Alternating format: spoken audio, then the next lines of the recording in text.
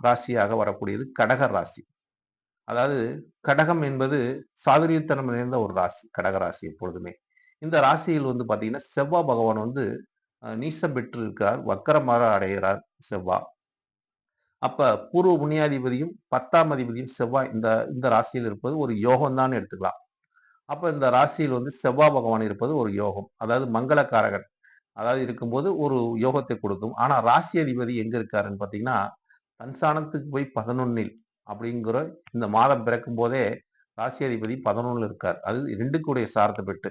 அப்ப தனம், பாக்கியம் ஏற்படக்கூடிய தன்மையும், தனத்தினால் ஒரு வரவு லாபம் கிடைக்கக்கூடிய ஒரு தன்மையும், ஒரு முதலீடு போட்டு நீங்க எந்த ஒரு தொழில் செஞ்சாலும் அதுல லாபத்தை கொடுக்கக்கூடிய ஒரு மாதமாக இந்த ராசி இருக்கு. இருந்தாலும் உங்களுக்கு இந்த காலகட்டங்கள் கோச்சார நிலை என்று பார்க்கும்போது சனி பகவான் அஷ்டமத்தில் வேற இருக்கார். அப்ப கடகராசிக்கு அஷ்டம சனி வேற நடக்குது.